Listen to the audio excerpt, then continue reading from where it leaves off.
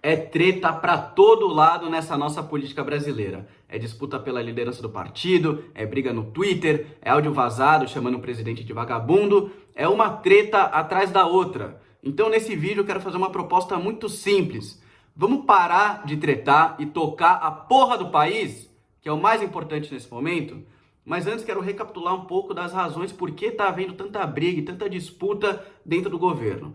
A gente viu semana passada se iniciar uma crise dentro do PSL, o partido do Bolsonaro, porque ao sair do Palácio da Alvorada, um dia um rapaz foi tirar uma foto com o presidente e falou: tamo junto, Bolsonaro, Bivar e PSL pelo Brasil. E o Bolsonaro falou: não, esquece o Bivar, não fala o nome desse cara que ele tá queimado, e esquece o partido, esquece o PSL. E, obviamente, isso pegou muito mal dentro do partido. E aí se iniciou um racha, né, uma disputa dentro do partido entre Bolsonaro e Bivar. E para que fique muito claro o que estava em jogo, né, o que está em jogo nessa disputa, é exatamente o controle do fundo partidário, né, o controle do dinheiro público, do nosso dinheiro, dinheiro do contribuinte, que vai ser usado para financiar as campanhas municipais no ano que vem. Pois bem, essa treta, né, dentro do PSL só demonstra, é mais uma demonstração do modus operandi do governo que vem acontecendo desde o início do ano, né? Essa não foi a primeira e nem será a última briga que acontecerá dentro do governo, porque o modus operandi do núcleo duro do Bolsonaro trabalha dessa forma. E qual é essa forma de trabalho, essa forma de fazer política? É exatamente você expurgar do barco bolsonarista qualquer um que tenha a mínima divergência, né? Qualquer um que faça qualquer crítica ao governo, né? Ou que tenha alguma discordância em algum assunto. Então isso vem acontecendo sistematicamente desde o início do ano, né? E vários apoiadores que estavam com Bolsonaro durante a campanha foram sendo chutados do barco bolsonarista um a um, e isso é muito preocupante para o governo, e é isso que eu quero abordar nesse vídeo. Para quem não acompanha o dia a dia da política, o dia a dia do governo, né, talvez isso não esteja claro. Mas quem de fato manda no governo é o grupo ligado ao Olavo de Carvalho, né, ao Olavo e seus alunos. Esse é o núcleo duro do Bolsonaro, muito próximo dos filhos dele. Esse é o núcleo que manda no governo. Então o Olavo fala sobre as suas visões, né? Os filhos do Bolsonaro e outros influenciadores disseminam a visão do Olavo, e isso não teria problema nenhum, né? Esse foi o grupo que esteve mais próximo do Bolsonaro desde o início, foi o grupo que liderou o fenômeno bolsonarista durante as eleições e venceu as eleições. Então não teria problema nenhum eles terem essa influência dentro do governo. Mas qual que é o problema? O problema é quando esse grupo começa a atacar diversas pessoas, diversos grupos que eram aliados, né, que eram apoiadores. Isso só faz com que o governo perca a sua base, a sua rede de apoio numa velocidade muito rápida e de forma desnecessária, né? Não há necessidade nenhuma para sair atacando a todo momento os aliados. Isso é muito ruim para o governo, é ruim para o país, porque o país fica sem estabilidade política para tocar as reformas que são importantes e fica o tempo todo nesse clima beligerante, né, de constantes ataques a todo mundo. Isso é muito ruim, isso não é bom para ninguém. Teve um caso emblemático que aconteceu recentemente com um youtuber chamado Nando Moura, provavelmente o maior youtuber de direita no Brasil, tem mais de 3 milhões de inscritos no canal dele. E ele sempre foi um grande apoiador, grande entusiasta do Bolsonaro, esteve próximo do núcleo duro do Bolsonaro durante esse ano, né? Tem relacionamento com o Eduardo Bolsonaro e tudo mais. E o Nando Moura cometeu o erro, né, de se posicionar favorável à CPI da Lava Toga e de criticar a indicação de Augusto Aras para a Procuradoria-Geral da República.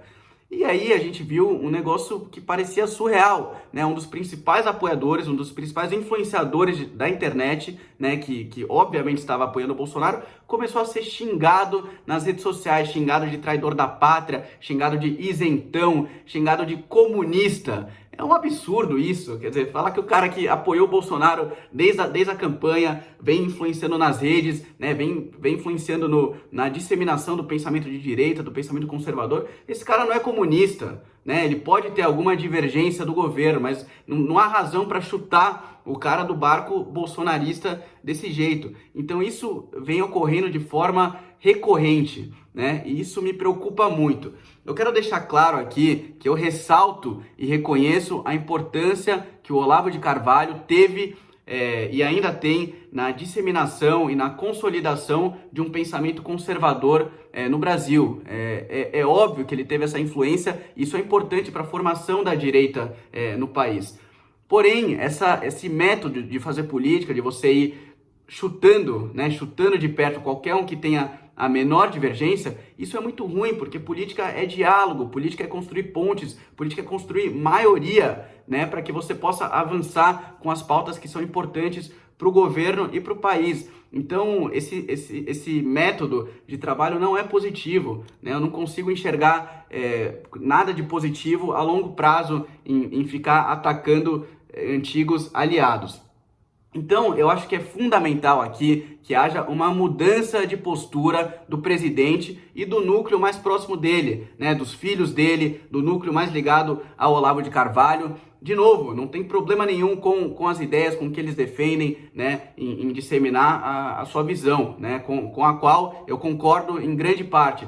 Porém, esse método de ficar atacando todo mundo realmente só vai trazer dano ao governo. Isso é muito ruim para o país. Então, o que eu sugiro para você, presidente Bolsonaro? Essa é a mensagem que eu deixo para você. Primeiro, chame a base do PSL, chame todos os deputados do PSL, coloque todos numa mesma sala e alinhe as coisas, coloque todo mundo na mesma página. Vocês têm a missão de construir o primeiro partido de direita do Brasil, da história do Brasil, então isso tem que ser feito, mas para isso precisa de diálogo, precisa de conciliação, né? Tem que alinhar as coisas, colocar todo mundo na mesma página. Então o primeiro passo, depois dessa crise toda, dessa treta, é alinhar as coisas entre os deputados do PSL. Isso é o primeiro passo. Se a base, né, do governo, se o partido do presidente não está alinhado, não vai ter como fazer nada, né? Não vai ter como aprovar nada. Então esse é o primeiro passo. Presidente, chame os deputados do Partido Novo, né, os 8 deputados do Partido Novo que têm defendido, né, de forma aguerrida todas as pautas importantes para o governo. É importante conversar com esses caras.